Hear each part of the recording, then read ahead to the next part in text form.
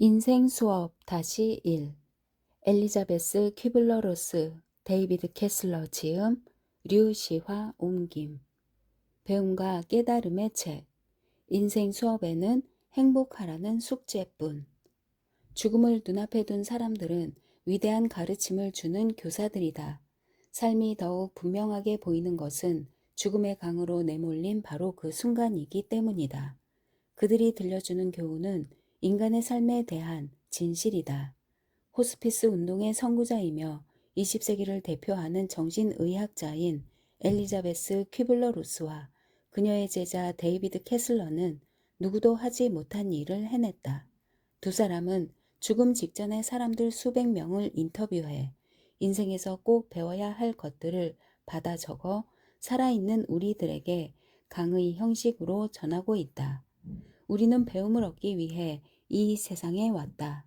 태어나는 순간 누구나 예외 없이 삶이라는 학교에 등록한 것이다. 수업이 하루 24시간인 학교에 살아있는 한 그 수업은 계속된다. 그리고 충분히 배우지 못하면 수업은 언제까지나 반복될 것이다. 우리가 지구로 보내져 수업을 다 마치고 나면 나비가 누에를 벗고 날아오르는 것처럼 우리의 영혼을 육체로부터 해방하는 것이 허락된다. 시간이 되면 우리는 집에서 신에게로 돌아가는 아름다운 나비처럼 떠날 수 있고 더 자유로운 영혼이 될 수 있다.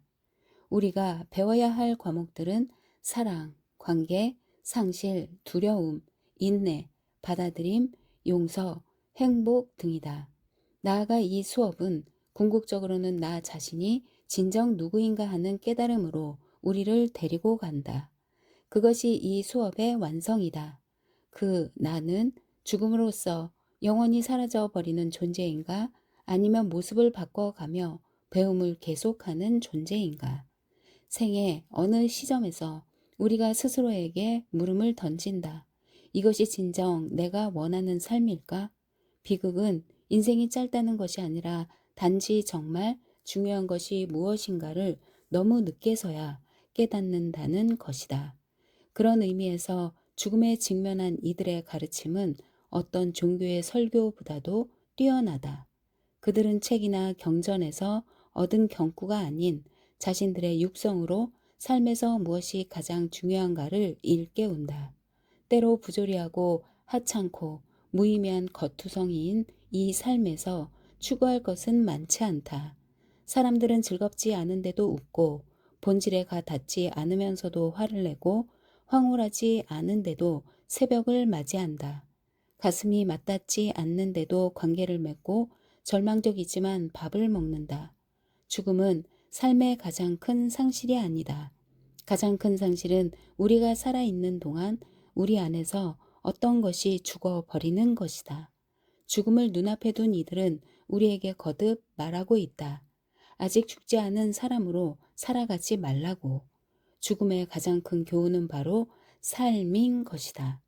이 책 속의 숱한 등장인물들의 말을 빌리면 삶은 하나의 기회이며 아름다움이고 놀이이다. 그것을 붙잡고 감상하고 누리는 것은 우리 자신에게 달린 일이다. 세상이 보여주는 최상의 것을 배우는 일은 우리 자신의 몫이다. 살아가는 데는 두 가지 방법이 있다. 하나는 기적이 존재하지 않는다고 생각하며 사는 것이고 다른 하나는 모든 것이 기적이라고 생각하며 사는 것이다. 별에 이룰 수 없다는 것은 불행이 아니다. 불행한 것은 이룰 수 없는 별을 갖고 있지 않다는 것이다. 두 저자는 우리가 이 지상에 남아있는 시간이 많지 않다는 것을 일깨운다. 우리가 한 말과 행동이 어쩌면 우리가 사랑하는 이에게 하는 마지막 말과 행동이 될지도 모른다. 어느 누구도 단 한 사람도 죽음을 피할 수 없다. 따라서 너무 늦을 때까지 기다려서는 안 된다. 이것이 죽어가는 사람들로부터 배울 수 있는 가장 큰 교훈이다. 그들은 말한다. 지금 이 순간을 살라고. 삶이 우리에게 사랑하고 일하고 놀이를 하고 별들을 바라볼 기회를 주었으니까. 나는 은하수로 춤추러 갈 거예요. 그곳에서 노래하고 춤추며 놀 거예요. 죽음에 대한 세상의 생각을 바꿔놓은 여인. 삶과 죽음에 관한 한 모든 이들의 교사로 불렸던 엘리자베스 퀴블러 로스는 자신에게 다가오는 죽음을 느끼며 이렇게 말했다. 악기를 배웠더라면 연주하고 노래할 텐데 다룰 줄 아는 악기가 없음을 아쉬워하면서 비록 모든 이들이 그녀의 이름을 알지 못할지라도 세상은 그녀로 인해 더 나은 곳이 되었다. 엘리자베스는 평생을 바쳐 죽음을 앞둔 사람들의 가슴속 이야기에 귀를 기울여 최초로 호스피스 운동을 시작한 의사이며 사상가였다. 10여 년 전 미국 보스턴에서 그녀의 강의를 들은 뒤 나는 한 시대를 연 그녀의 대표작 죽음의 순간을 들고 친필 사인을 받기 위해 다가갔다. 그때 나는 그녀의 시선과 마주쳤다. 누구나 말하듯이 그녀를 만나면 그녀의 눈에 담긴 아름다움에 감명받는다. 색이 아름다운 것보다도 눈에서 나오는 빛이 그렇다. 그녀의 눈에서는 순수한 인간만이 가진 흔치 않은 아름다움을 발견할 수 있다. 위대한 사람과 대면할 때 우리는 위대한 것에 끌린다. 엘리자베스는 말한다. 인간은 창문에 있는 스테인드 글라스와 같다고. 태양이 밖에 있을 때는 반짝이고 빛이 나지만 어둠이 들이올 때 스테인드 글라스의 진정한 아름다움은 그 안의 빛에서 나타난다. 폭풍으로부터 골짜기들을 보호해야만 할까? 그렇게 되면 우리는 그 폭풍으로 인해 생겨난 그랜드 캐년 같은 장관을 구경할 수 없을 것이다. 우리가 알고 있는 아름다운 사람들이란 실패를 알고 고통을 겪고 상실을 경험하며 깊은 구덩이에 빠져 길을 찾아 헤맨 이들이다. 그들은 동정심과 따뜻함, 사랑과 배려로 가득한 곧 삶에 대한 이해와 감수성, 감사의 마음을 지니고 있다. 아름다운 사람들은 우연히 있는 것이 아니다. 기러기들은 언제 태양을 향해 날아가야 하는지 어떻게 알까?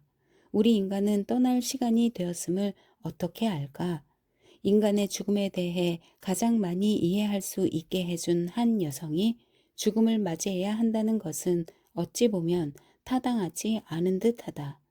그러나 그녀의 죽음은 이곳에서는 아무도 살아남지 못한다는 것을 일깨워준다. 인류에게 이보다 더 큰 공헌을 한 사람에게도 죽음은 해당된다. 그러므로 너무 늦을 때까지 삶을 기다리게 해서는 안 된다. 2004년 8월 78세의 나이에 엘리자베스 퀴블러 로스는 그렇게 은하수로 춤추러 떠났다. 40년 동안 삶과 죽음을 화두로 삼은 연구자답게 그녀의 장례식 또한 독특했다. 가족적으로 치러진 고별식은 흑인 성가대가 부르는 성가곡으로 분위기가 고조되었다. 그리고 장례식 때는 유대교 랍비를 비롯해 아메리카 원주민 치료사, 티베트 불교 림포체 등 평소 그녀와 개인적으로 가까웠던 성직자들이 그녀의 마지막 여행을 축복했다. 의식의 절정은 그녀의 두 자녀가 관 앞에서 작은 상자를 열었을 때였다. 상자 안에서 한 마리의 호랑나비가 날아올랐다.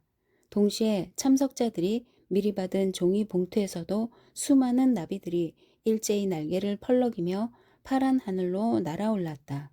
그녀가 가진 사상의 상징이었던 나비, 그 나비가 펄럭이며 공중으로 날아가는 장면을 보는 것만으로도 누구나 알 수 있었다. 그녀가 드디어 번데기에서 부화해 나비가 되어 죽음이라 불리는 새로운 세계에 태어났음을. 그녀가 나비의 수수께끼에 빠진 것은 소녀 시절 자원봉사자로 폴란드 마이덴에게 유대인 수용소를 방문했을 때였다. 수용소 내부 벽에는 곳곳에 손톱이나 돌 조각으로 새긴 낙엽 그림이 그려져 있었다. 왜 나비일까? 그녀는 무척 궁금했다. 수수께끼가 풀린 것은 그로부터 20해가 흘러 스위스 대학에서 의학을 공부하고 뉴욕과 시카고 병원에서 호스피스 활동을 하며 환자들을 돌보고 있을 때였다. 스스로도 유체 이탈 등 신비한 다양한 경험을 하면서 그녀는 인간의 몸은 나비가 날아오르는 번데기처럼 영혼을 감싸고 있는 허물임을 확신하기에 이르렀다. 수용소에서 죽음을 눈앞에 둔 사람들도 그녀처럼 영혼의 영생을 알고 있었던 것이다. 이 책 인생 수업을 마무리하면서 그녀는 말했다. 평생을 죽어가는 사람들 곁에서 죽음에 대한 책을 써온 나는 꼭 책 한 권을 더 쓰고 싶었다. 죽음에 대한 책이 아니라 삶과 살아가는 일에 대한 책 말이다. 삶의 끝에서 배울 수 있는 것들을 글로 남기기 위해 이 책을 썼고, 아직까지 삶에 도전하고 그 결과를 의미할 시간이 많이 남아있는 사람들에게 이 책을 선사한다. 작별을 구하는 순간까지 우리는 이곳에 살고 있다. 이 기간 동안엔 행복하라는 것 외에는 다른 숙제가 없다. 행복해지기 위해 마지막으로 무엇인가를 시도한 적이 언제였는가?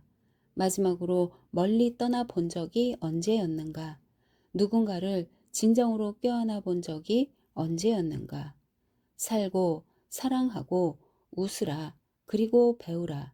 이것이 우리가 이곳에 존재하는 이유다. 삶은 하나의 모험이거나 그렇지 않으면 아무것도 아니다. 지금 이 순간 가슴 뛰는 삶을 살지 않으면 안 된다. 류시화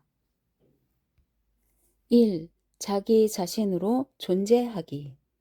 배움을 얻는다는 것은 자신의 인생을 사는 것을 의미한다. 갑자기 더 행복해지거나 강해지는 것이 아니라 세상을 더 이해하고 자기 자신과 더 평화로워지는 것을 의미한다. 아무도 당신이 배워야 할 것이 무엇인지 알려줄 수 있는 사람은 없다.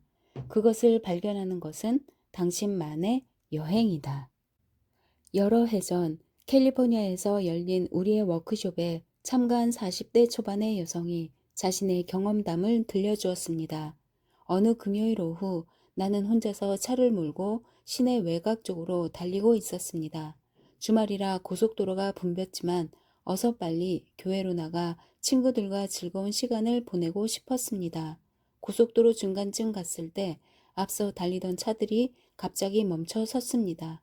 나도 차를 정지한 뒤 백미러를 쳐다보았습니다.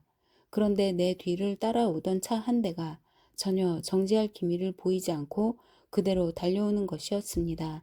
차는 전속력으로 돌진해 왔습니다.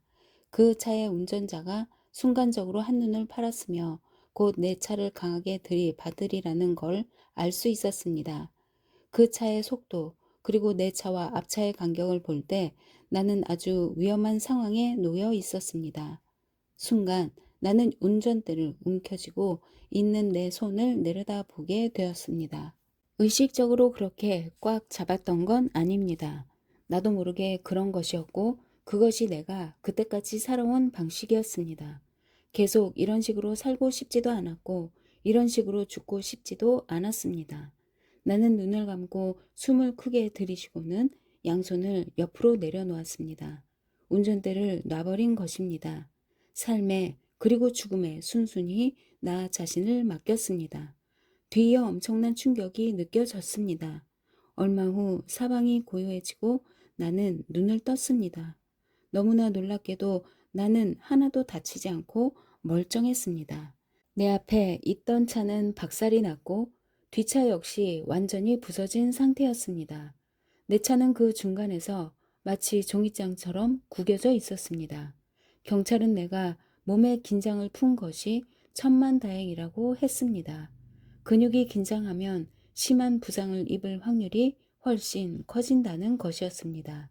나는 큰 선물을 받은 기분으로 그곳을 떠났습니다. 단지 다치지 않고 살아남았다는 것 이상의 더 큰 의미를 지닌 경험이었습니다. 나는 그동안 내가 어떤 식으로 살아왔는지 알게 되었고 그것을 바꿀 기회를 얻었습니다. 지금까지 늘 주먹을 꽉 움켜쥔 채 살아왔지만 이제는 손바닥 위에 부드러운 깃털이 놓인 것처럼 평화롭게 손을 편 채로도 삶을 살 수 있다는 걸 깨달았습니다. 그 어느 때보다도 나 자신을 가까이 느낄 수 있었습니다. 죽음의 문턱 가까이 가본 경험이 있는 사람들 대부분이 그렇듯이 이 여성 역시 한 가지 배움을 얻었습니다. 그것은 죽음이 아니라 삶에 대한 배움, 곧 어떻게 살 것인가에 대한 배움입니다.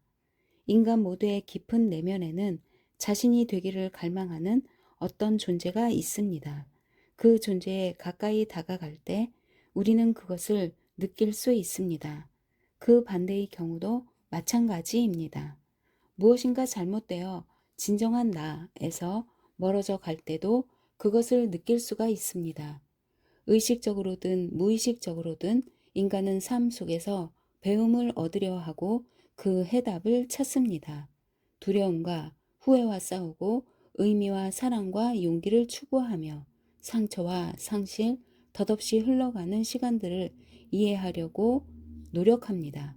끊임없이 나는 누구인가를 찾고 진정한 행복에 이르는 길을 발견하려고 시도합니다. 사랑하는 이의 얼굴이나 종교, 신 또는 그런 것들이 있다고 여기는 장소에서 해답을 구하기도 합니다. 그러나 또한 많은 이들이 돈과 지위, 완벽한 직업 등에서 의미를 찾으려고도 합니다. 하지만 이내 그런 것들에서는 자신이 추구하는 의미를 발견할 수 없으며 심지어는 그것들이 고통을 가져다 줄 뿐이라는 사실을 깨달았습니다. 삶의 의미를 깊이 이해하지 못한 채 잘못된 길을 따르다 보면 삶의 의미 따위는 없으며 행복은 그저 환상에 불과하다고 여기게 됩니다. 지식이나 진리의 추구 또는 창조적인 일 속에서 의미를 찾는 이들도 있습니다. 어떤 이는 불행이나 죽음 앞에서 그것을 발견하기도 합니다. 어느 날 갑자기 의사로부터 암 판정을 받거나 시한부 인생을 선고받을 수도 있고 사랑하는 사람이 죽음과 싸우거나 지진과 해일 같은 재난을 당하는 것을 지켜봐야 할 때도 있습니다. 그들은 삶의 종착점에 서 있습니다.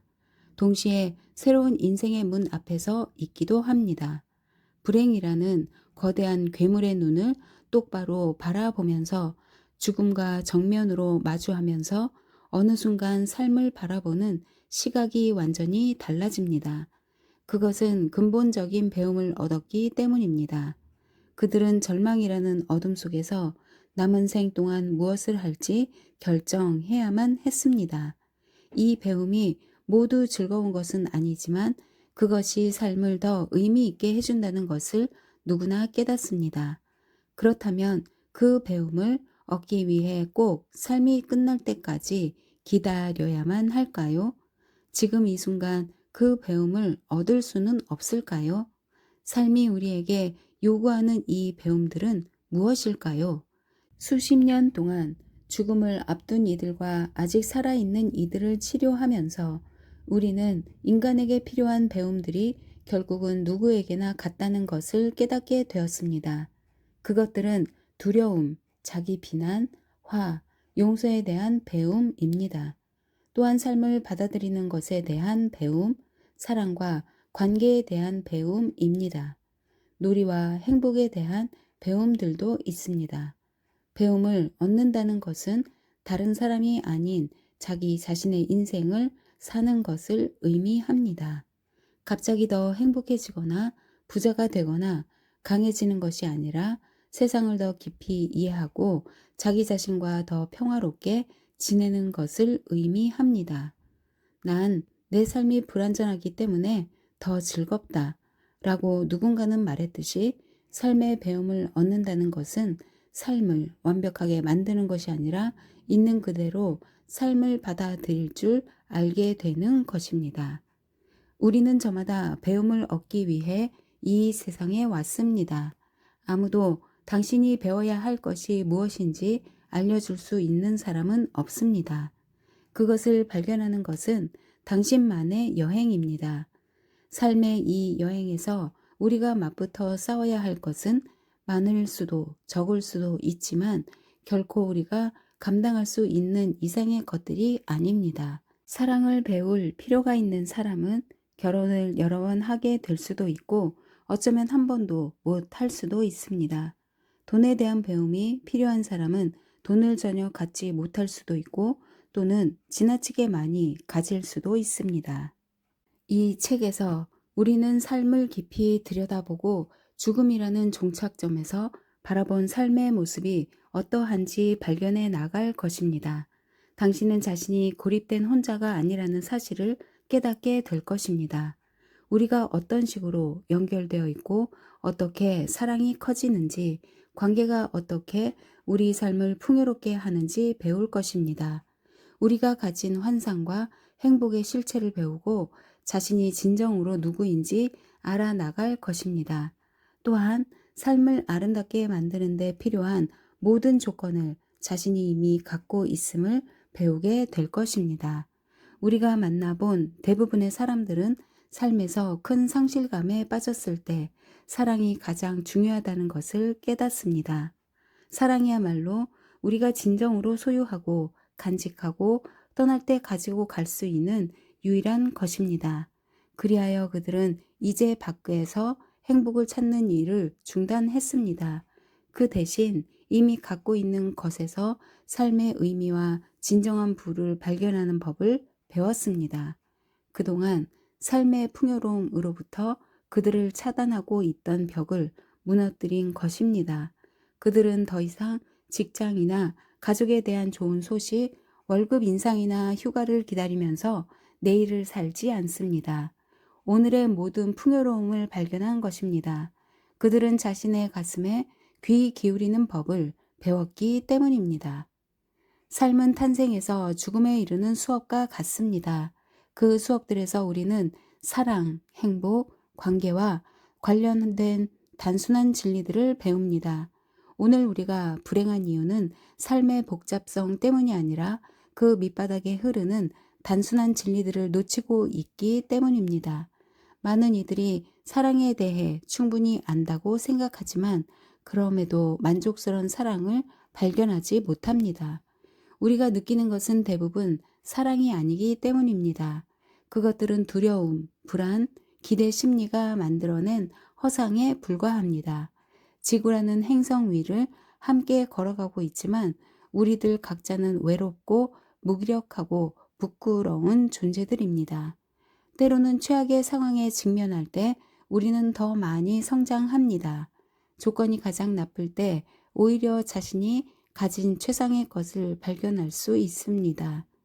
그 배움을 통해 행복하고 가치 있는 삶이 무엇인가를 깨닫게 됩니다. 그것은 완벽하지는 않지만 진정한 삶입니다. 그렇다면 그런 배움을 얻는 주체는 누구인가? 다시 말해 나는 누구인가? 아마도 이것이 첫 번째 질문이면서 가장 어려운 질문일 것입니다. 우리는 살아가는 동안 끊임없이 이 질문을 던집니다. 탄생과 죽음 사이에 우리가 삶이라고 부르는 경험이 있다는 것은 분명히 알고 있습니다. 하지만 나는 경험 자체인가, 경험하는 자인가, 나는 이 육체인가, 아니면 나의 잘못들인가, 내가 앓고 있는 병이 곧 나인가, 나는 내가 자란 과정의 결과물인가, 나는 변화할 수 있는가, 그리고 변화한 후에도 여전히 나인가, 아니면 돌에 박힌 화석처럼 변화할 수 없는가. 당신은 그 어느 것도 아닙니다. 당신에게도 틀림없이 결점이 있겠지만 그것들이 당신은 아닙니다. 병에 걸렸을 수도 있지만 그 병이 당신은 아닙니다. 재산이 많을 수도 있지만 당신의 은행 잔고가 당신은 아닙니다.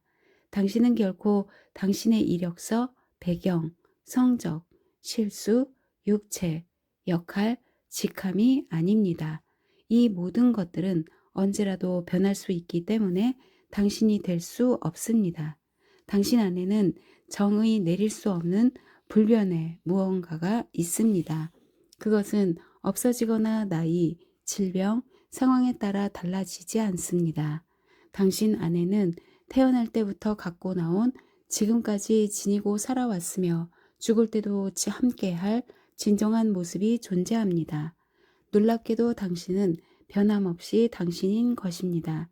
병과 싸우는 사람들을 보고 있으면 자신이 누구인가를 알기 위해서는 진정한 자신이 아닌 것들을 모두 벗어 던져야 한다는 것을 알게 됩니다. 죽음을 눈앞에 둔 사람을 보고 있을 때 우리는 더 이상 그의 실수, 잘못, 질병들을 바라보지 않습니다. 전에는 그것들로 그를 바라보았지만 지금은 아닙니다. 이제는 오직 그 사람만이 보일 뿐입니다. 삶의 마지막 순간이 가까워 오면 사람들은 더 진실해지고 정직해지고 더 진정한 자신이 되기 때문입니다. 마치 어린 시절로 되돌아간 것처럼. 그렇다면 삶의 시작과 끝에서만 우리는 진정으로 우리 자신일 수 있는 것일까? 극단적인 상황에서만 단순한 진리가 드러나는 것일까? 그런 상황이 아니면 결코 자신의 모습을 볼 수 없는 것일까? 진정한 자신을 발견하고 다른 사람에게서도 그의 진정한 모습을 발견하는 것. 이것이 바로 삶의 궁극적인 배움입니다. 누군가 미켈란젤로에게 어떻게 피에타 상이나 다비드상 같은 훌륭한 조각상을 만들 수 있었느냐고 물었습니다. 그러자 미켈란젤로는 이미 조각상이 대리석 안에 있다고 상상하고 필요 없는 부분을 깎아내어 원래 존재하던 것을 꺼내 주었을 뿐이라고 대답했습니다. 이미 존재하고 있었고 앞으로도 영원히 존재할 완벽한 조각상이 누군가가 자신을 꺼내주기를 기다리고 있었습니다. 마찬가지로 당신 안에 있는 위대한 사람도 밖으로 나오기만을 기다리고 있습니다. 사람은 누구나 내면에 위대함의 씨앗을 가지고 있습니다. 위대한 사람이란 다른 사람이 갖지 못한 특별한 무언가를 가진 사람이 아닙니다. 그는 단지 가장 뛰어난 자신을 드러내는데 장애물이 되는 것들을 제거해 버렸을 뿐입니다. 불행히도 우리의 진정한 자아는 현실에서 쓰고 있어야 하는 가면과 역할들에 가려져 있기가 쉽습니다. 부모, 회사원, 공동체의 리더, 아웃사이더, 모범생, 반항아, 아픈 부모를 돌보는 착한 아이 등의 역할은 우리의 자아를 파묻는 바윗돌이 될 수 있습니다. 때로 우리에게 그런 역할이 강요되기도 합니다. 열심히 공부해서 의사가 되라, 여자답게 행동해라, 회사에서 승진하려면 유능하고 부지런해야 한다. 때로는 그 역할이 멋있어 보이거나 사회적 지위를 보장해 주거나 이익이 되기 때문에 또는 그렇게 보이기 때문에 자진해서 그 역할을 맡는 경우도 있습니다. 변화하는 환경에 맞춰 의식적으로나 무의식적으로 새로운 역할을 맡았다가 그 결과에 상처받기도 합니다. 이런 말을 하는 부부가 있습니다. 결혼 전에는 좋았는데 결혼하고 나니까 뭔가 잘못된 것 같아. 결혼하기 전에 그들은 그 자신들이었지만 결혼한 뒤에는 자신이 알고 있는 남편과 아내의 역할을 떠맡으려고 했습니다.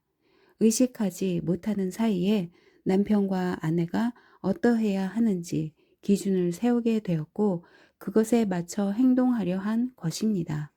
진정한 자신의 모습을 지키며 스스로 어떤 배우자가 되고 싶은가를 찾는 대신 말입니다. 이렇게 말하는 남자도 있습니다. 난 삼촌 노릇은 훌륭하게 해냈는데 아빠로 노릇을 하려니 정말 힘이 들어. 삼촌이었을 때는 아이들과 마음으로 교류했습니다. 하지만 아버지가 되자 자신이 맡아야 할 특정한 역할이 있다고 생각했습니다. 바로 그 역할이 그가 진정한 자신이 되는 것을 가로막은 것입니다. 자신의 진정한 모습을 아는 것은 쉬운 일이 아닙니다. 나 엘리자베스 퀴블러로스는 새 쌍둥이 중 한 아이로 태어났습니다.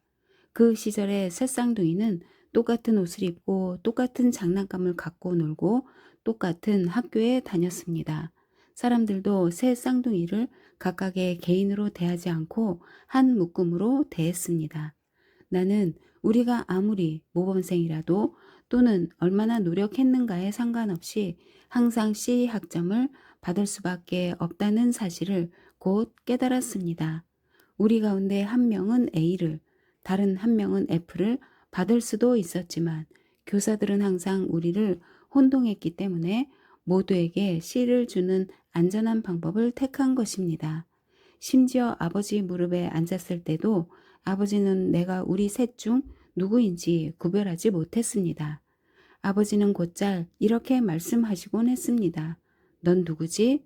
이런 것들이 자기 정체성에 어떤 영향을 미쳤을지 생각해 보십시오. 어찌 보면 새 쌍둥이로 태어난 것에서부터 나의 진정한 모습을 찾고자 하는 탐구가 시작되었다고 말할 수 있습니다. 나는 항상 나 자신이 되려고 노력했습니다. 비록 그것이 언제나 현명한 선택은 아니었을지라도, 하지만 어떤 이유로든 어리석은 가짜가 되고 싶진 않았습니다. 평생에 걸쳐 진정한 자신이 되는 법을 배워왔기 때문에 나는 진정한 자기 자신으로 존재하는 사람들을 알아보는 요령이 생겼습니다. 나는 그것을 냄새 맡는다고까지 표현합니다. 상대방이 진짜인지 아닌지를 콧뿐 아니라 모든 감각을 동원해 감지하는 것입니다. 사람들을 만나면 그들의 냄새를 맡는 법을 나는 터득했습니다. 만일 그들이 진짜라고 느껴지면 나는 그들에게 접근해도 좋다는 신호를 보냅니다. 그렇지 않다면 어서 가 버리라고 신호를 보냅니다. 죽음을 눈앞에 둔 사람들을 만나다 보면 진정성의 냄새를 맡는 예민한 후각을 갖게 됩니다. 왜냐하면 죽음을 앞둔 사람들은 이미 진정한 자신의 모습으로 돌아와 있기 때문입니다. 내 삶에서 사람들의 진정하지 못한 모습을 가려내기가 힘들 때도 있었지만 어떤 때는 그다지 어렵지 않았습니다. 예를 들어 사람들은 나를 강연 장소까지 태워다 주고 강당까지 휠체어를 밀어줌으로써 좋은 사람처럼 보이고 싶어 합니다. 하지만 내가 집으로 돌아가야 할 때는 신경 쓰지 않습니다. 그 상황에서 나는 나 자신이 그저 그들의 자기 만족을 위해 이용되었음을 깨닫게 됩니다. 그들이 좋은 사람을 연기한 것이 아니라 정말로 좋은 사람이라면 내가 집에 안전하게 돌아가는지에 대해서도 신경 쓸 것입니다. 우리는 평생 동안 여러 가지 역할을 맡습니다. 그러나 역할을 바꾸는 법은 알면서도 그것을 되돌아볼 줄은 모릅니다. 배우자, 부모, 직장 상사, 좋은 사람, 반항아 등 표면적으로 맡게 되는 역할들이 반드시 나쁘다는 것은 아닙니다. 그것들은 어떤 상황에서는 꼭 필요한 역할일 수도 있습니다. 다만 우리가 해야 할 일은 그것들 중에서 우리에게 맞는 역할과 그렇지 않은 것을 가려내는 일입니다. 그것은 마치 양파 껍질을 벗기는 것과 같습니다. 그리고 양파 껍질을 벗길 때처럼 어느 정도 눈물이 나는 것은 감수해야 합니다. 자신의 부정적인 면을 인정하고 그것을 드러내는 것은 고통스러운 일입니다. 우리들 각자에게는 간디에서 히틀러까지 모든 인물이 될 가능성이 숨어 있습니다. 대부분의 사람들은 자신에게 히틀러가 될 수 있는 면이 숨어 있다는 것을 인정하기 싫어합니다. 하지만 모든 인간에게는 부정적인 모습이 잠재되어 있는 것이 사실입니다. 그것을 부인하는 것은 매우 위험한 일입니다. 자신은 결코 부정적인 생각이나 행동을 할 리가 없다며 자신에게 잠재된 어두운 면을 완전히 부정하는 사람이 있다면 큰 문제입니다. 자신에게 부정적인 면이 있다는 사실을 인정하는 것이 무엇보다 중요합니다. 일단 인정하고 나면 노력으로 그것을 내보낼 수 있습니다. 삶이 가르쳐주는 배움들을 통해 우리는 종종 자신이 원하지 않는 역할들을 벗어 던집니다. 이것은 우리 자신이나 우리의 본질이 나쁘다는 것이 아니라 우리에게는 스스로도 알지 못하는 면이 있다는 것입니다. 자신이 특별히 좋은 사람이 아니라는 걸 알게 되었다면 좋은 사람인 척하는 가면을 벗어버리고 진정한 자신을 찾아야 합니다. 모든 순간을 좋은 사람으로 살아가려는 삶은 가식적이기 때문입니다. 추가 반대쪽 끝까지 올라가야만, 다시 말해 때로는 진솔한 불평도 늘어놓을 줄 알아야만 진정한 자신이 되는 중간 지점으로 올 수 있습니다. 대가를 바라고 베푸는 것이 아니라 진정한 자비심에서 베푸는 사람이 될 수 있는 것입니다. 더 중요한 것은 어린 시절 살아남기 위해 터득한 방어술을 버리는 일입니다. 이 방어술들은 일단 더 이상 필요 없게 되면 거꾸로 자신을 공격해 올 수가 있습니다. 알코올 중독자 아버지로부터 벗어나기 위해서는 그 상황에서 도망치는 것이 최선이라고 생각하며 자란 여성이 있습니다. 그것은 아버지가 술에 취해 소리 지를 때 6살짜리 여자아이가 할 수 있는 유일한 선택이었습니다. 그것은 그녀가 힘겨운 어린 시절을 견디도록 도와주었지만 자라서 어머니가 되면 아이들에게 해로운 영향을 미칠 수밖에 없습니다. 더 이상 필요 없게 된 방어술은 과감히 버려야 합니다. 힘든 시절에 도움을 준 것에 감사한 뒤 떠나보내야 합니다. 사람들은 때로 결코 가질 수 없는 것 때문에 슬퍼합니다. 이 여성은 자신이 결코 가질 수 없었던 정상적인 어린 시절 때문에 슬퍼해야만 했습니다. 때로 우리는 이런 역할들로부터 많은 것을 얻기도 하지만 그 때문에 치러야 하는 대가가 크다는 것도 깨닫습니다. 어느 시점이 되면 그 대가는 감당할 수 없을 만큼 더욱 커집니다. 많은 사람들은 중년에 이르러서야 자신들이 가정의 관리자에 불과했음을 알게 됩니다. 이것을 깨닫고 나면 그들은 자신들이 사실 좋은 사람이지만 가족과는 전혀 조화를 이루지 못했다고 말합니다. 상황을 이해하지도 못한 채 부모와 형제들을 항상 행복하게 해 주어야 하는 책임을 떠맡았고 갈등을 해결해야 했으며 식구들에게 돈을 빌려주고 직장 구하는 것을 도와주었습니다. 어느 순간 당신은 그런 짐스러운 역할이 당신 자신이 아니라는 걸 깨닫고는 그것을 놓아 버립니다. 그때 당신은 여전히 좋은 사람이지만 더 이상 다른 이들을 행복하게 해 주어야 한다는 의무감에 시달리지 않습니다. 어떤 인간관계는 잘 풀릴 수 없는 것이 현실입니다. 언제나 의견 충돌과 실망이 있게 마련입니다.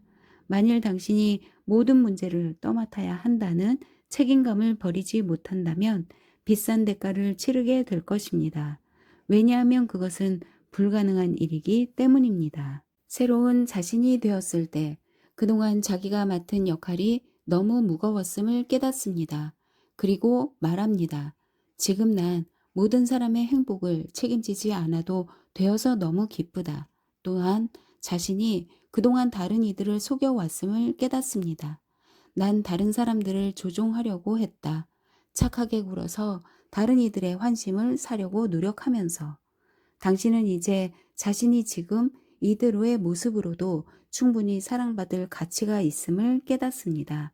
또한 자신이 한 행동들의 근원이 두려움이라는 것을 알고 있습니다. 착하지 않다는 두려움, 천국에 못 갈 것이라는 두려움, 호감을 못 받을 것이라는 두려움. 당신은 보상을 받기 위해 그 역할을 이용한 것입니다. 난 언제나 모든 이들에게 사랑받고 존경받는 인간이 되겠다고 마음 먹었었다.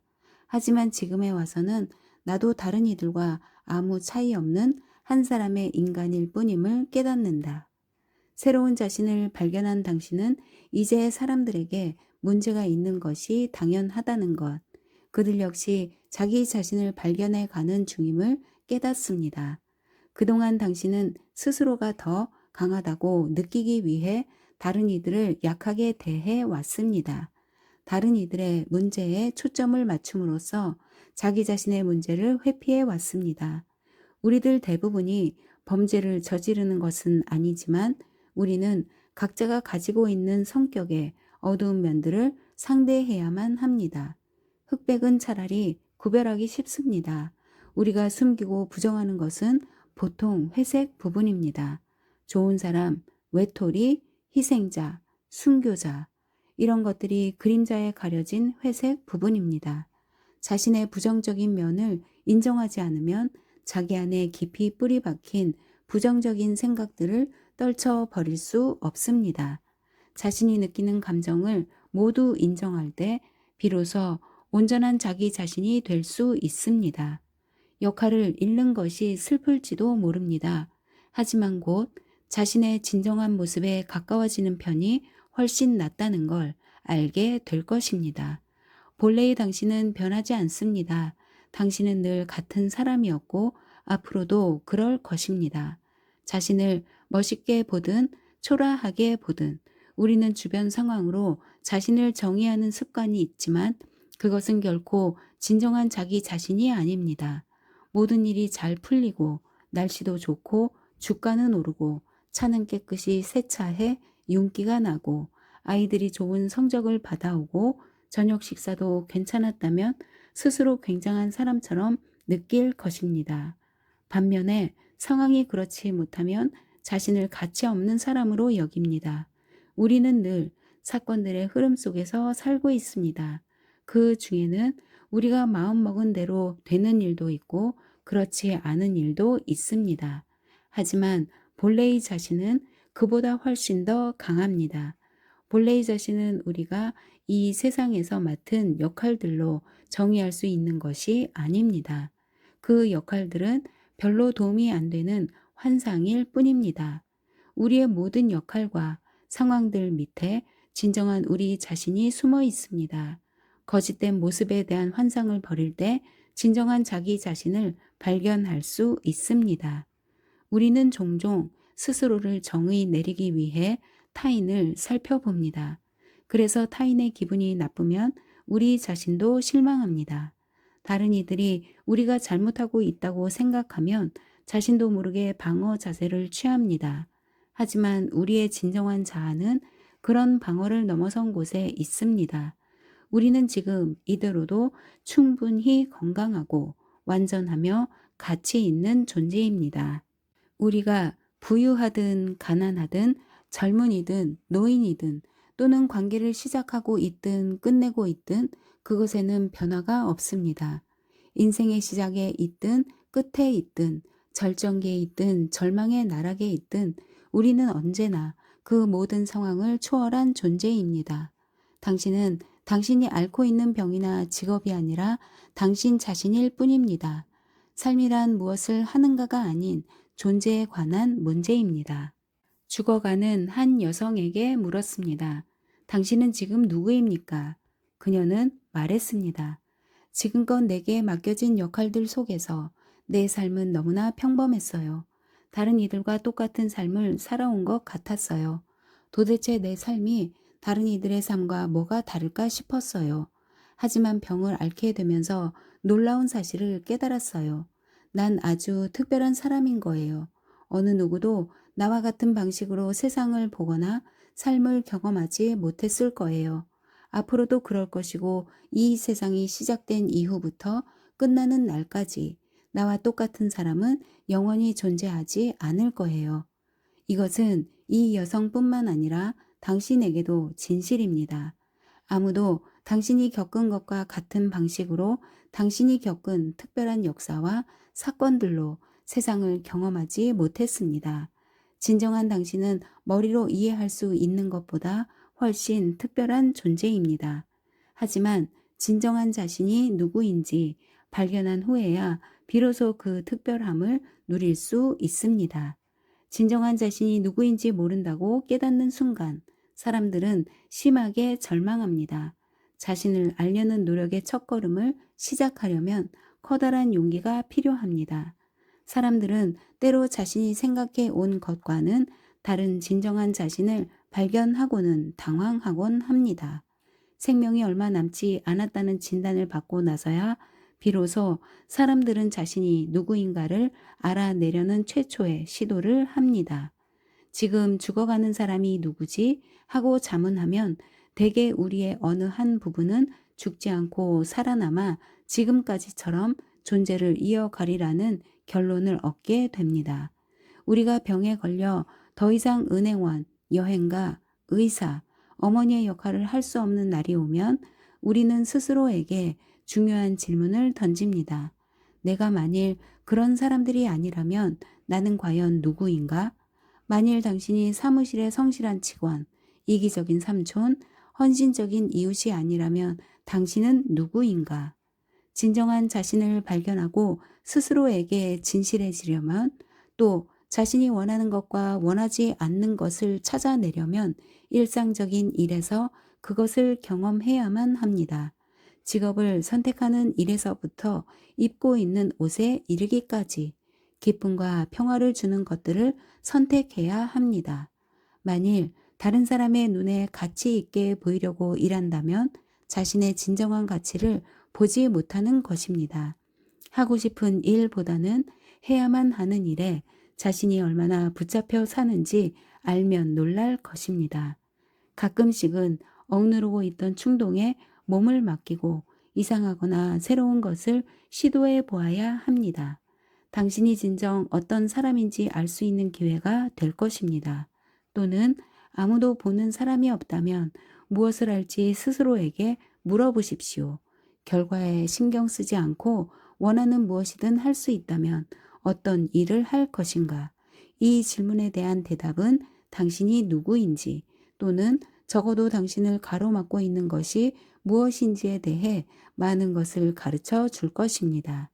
당신의 대답은 스스로에 대한 부정적인 믿음의 증거일 수도 또는 진정한 자신을 발견하기 전에 배워야 할 교훈일 수도 있습니다. 만일 물건을 훔치겠다고 대답한다면 당신은 충분히 갖지 못한 것을 원망하는 것입니다. 거짓말을 하겠다고 대답한다면 당신은 진실을 말하기가 불안한 것입니다. 지금은 사랑하지 않는 누군가를 사랑하겠다고 대답한다면 당신은 사랑을 두려워하는지도 모릅니다. 휴가 여행을 떠날 때면 나 데이비드 캐슬러는 늘 바쁘게 돌아다녔습니다. 아침에 일찍 일어나 낮 동안에 최대한 많은 것을 보고 많은 일을 하고 밤늦게 완전히 지쳐 호텔로 돌아오곤 했습니다. 결국 휴가 기간 동안 전혀 즐겁지 않았고 오히려 많은 스트레스를 받았음을 깨닫게 되자 나는 아무도 보고 있지 않다면 무엇을 할지 자문해 보았습니다. 내 마음 속에서는 아침 늦게까지 자고 느긋하게 몇몇 군데만 관광하고 하루 1시간씩 베란다나 햇볕에 앉아 책을 읽거나 그냥 가만히 있고 싶다고 생각했습니다. 모든 것을 다 봐야만 성이 차는 열성적인 관광객은 나 자신이 아니었던 것입니다. 전에는 휴가를 떠나면 열심히 구경을 해야 한다고 생각했습니다.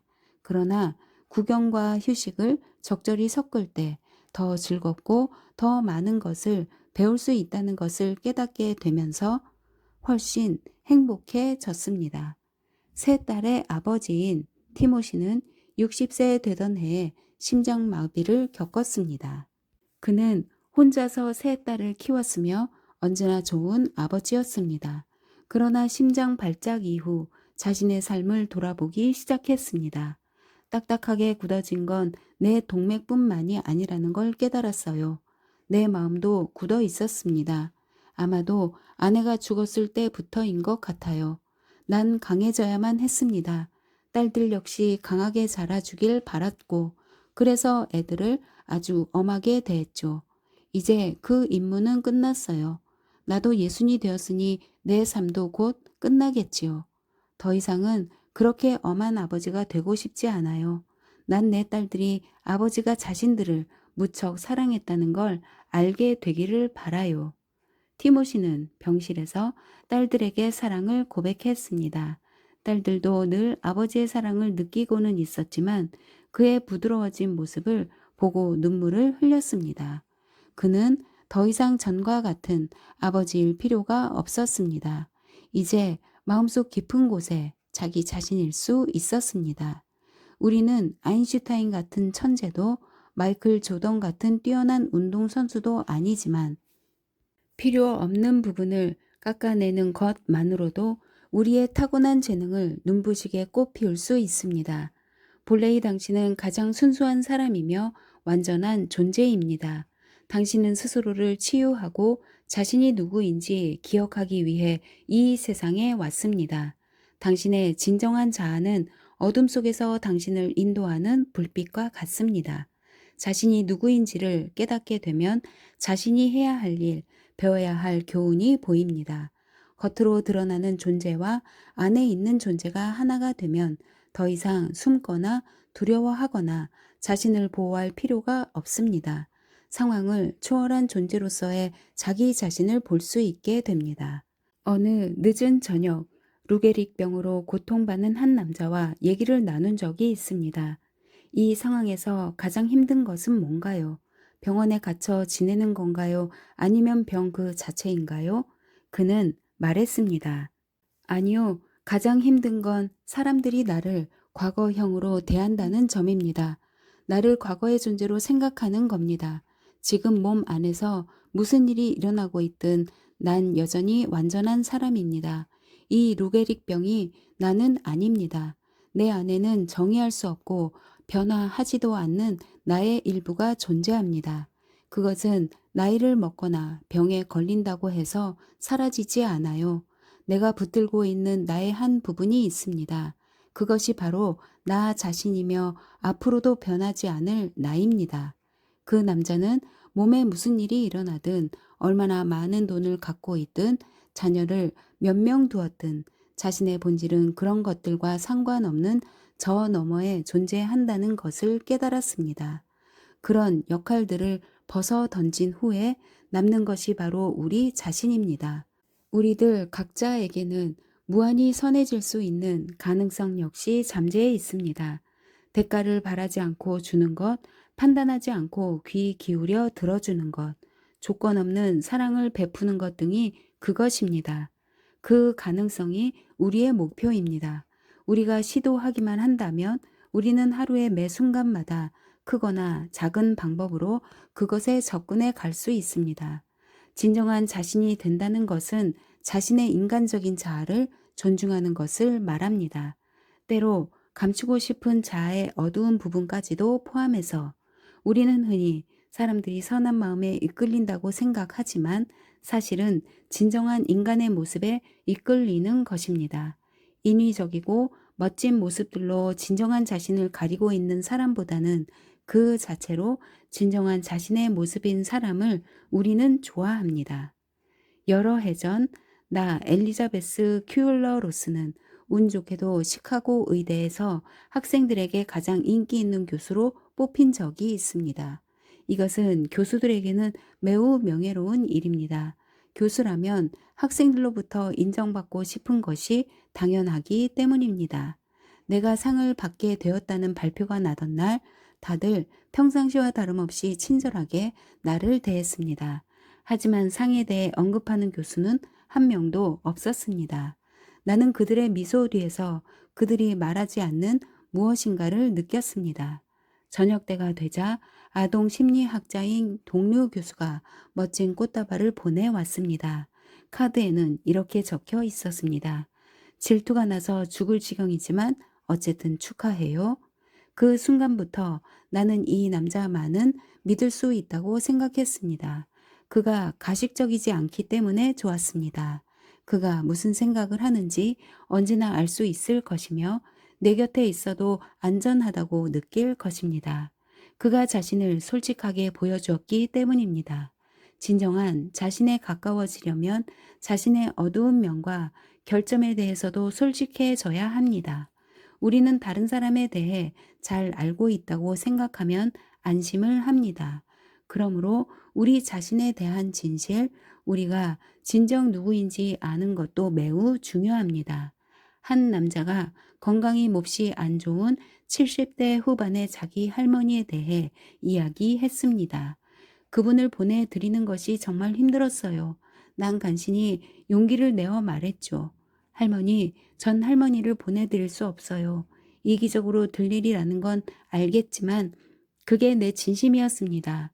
그러자 그의 할머니는 이렇게 대답했습니다. 얘야, 난 만족한단다.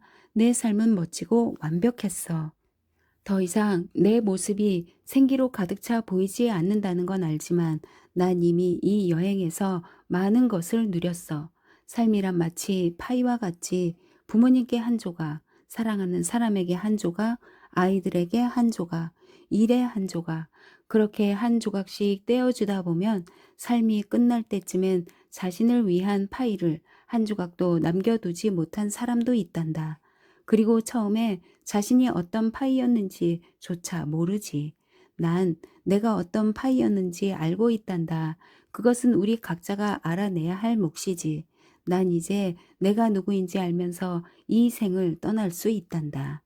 그 남자는 내게 말했습니다.